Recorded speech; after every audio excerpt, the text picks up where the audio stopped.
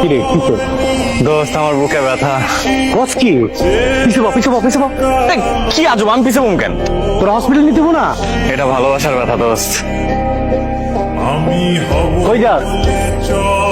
ভয় পাওয়ার কিছু নেই, আমি চোর ডাকাত ছিনতাইকারী কিছুই না।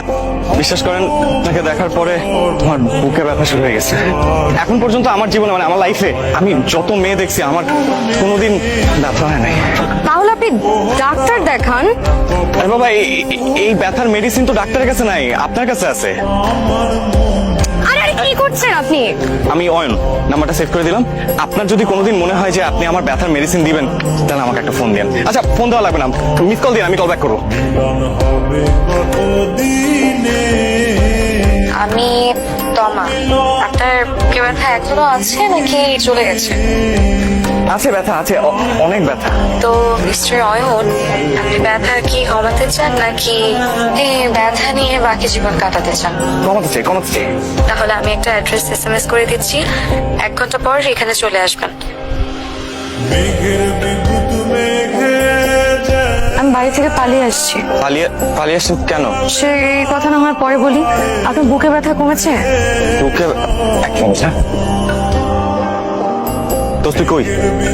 বাসায় ঘুমাই। মেয়ে তো পালায় চলে আসছে। বাহ, মেঘনা চাইতে বৃষ্টি। তো বিয়ে করে বাসায় নিয়ে যা, যারা দেখলে তোর ব্যথা ঠিক হয়ে যায়। পুরো ওষুধ কোম্পানিটা পেয়ে গেলি। ভালো না, বাসা থেকে রাগ করে বের হয়ে এসছি। কিচ্ছু হইব না, এই মায়া নিয়ে গেলে বাসার সবাই তোর উপরে খুশি হয়, ওটা আরো তোর পুরস্কৃত করবো। আচ্ছা ঠিক আছে, আসেন। কোথায় যাচ্ছি? ওঠেন, তারপর বলতেছি, আসেন। আসসালামু আলাইকুম আঙ্কেল।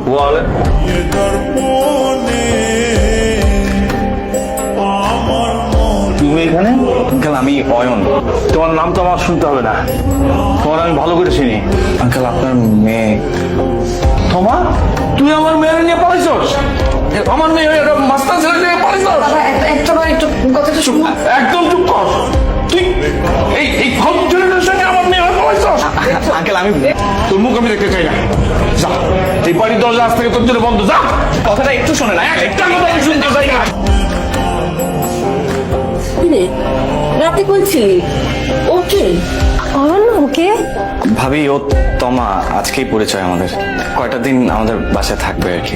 বাহ, একদিনের পরিচয় তুমি একটা মেয়েকে রাস্তা থেকে বাসায় নিয়ে আসছো? এই, এদিকে সরে খেলা পাইছো? এই তানভীরের আব্বা, এদিকে আসো। তোমার ভাই কাকে নিয়ে আসছে তুমি দেখো।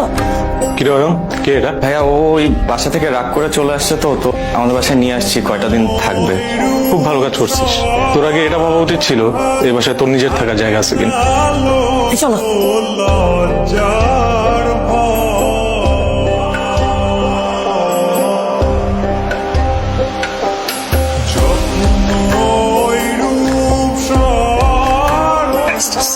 আমাদের ফ্রেন্ড দিয়ে করলাম, আজকাল রাতটা কোনো রকম আমি কাটাও। আমি চাই ফজরের নামাজের পর আজান দিব, তুমি হাতে যাবে বন্ধু। আমি তুই কি করতেছিস না? কই যাবো এটা তার আমি জানি না। আমি তো তোমার কন্ট্যাক্ট করে আনে নিয়ে আইনি যে বন্ধু তুমি আও। আমি থাকি ব্যাচেলার বাসায়, 2টা ফুল একটা মায়া। বাড়িওয়ালা যদি জানে কি করবো? আমি এগুলো নিতে পারবো না। ওরা তো কি বলবো টুয়া তো পারি না। তুমি বাংলা মানুষ করবো, জীবনও পারবো না। আমি যেটা কইছি বন্ধু, এটাই তুই যাবি না। তুই যাও, তুই আমার কথা শুনছস? আমি তোরে কইছিলাম ফেরত দিয়ে আয়, তা তো দেশ নাই। আরে আমি তো ফেরত দিতে গেছিলাম, তোর তো সবকিছু বুঝায় বলছি, বা ফেরত নেয় না। এ মাল নিবো না। এই যে একটু শুনবেন, ওই যে আপনাকে ডাকে। আমি মনে হয় আপনাকে খুব বিপদে ফেলে দিয়েছে, তাই না? কি বলছেন, কিসের বিপদ? এটা কোনো বিপদই না, আর এটা আমার ফ্রেন্ডের বাসা, আমার বেস্ট ফ্রেন্ড। এটা কোনো ব্যাপারই না। নাকি তো আমার তো মনে হলো আপনার ফ্রেন্ড বোধহয় রাগ করেছে আপনার উপর, আমাকে বাসায় এসেছে। আরে না না না না, আপনি ভুল বুঝতেছেন। ও তো অনেক খুশি, আপনি বিশ্বাসই করতে পারেন না ও কতটা খুশি। ভালোই।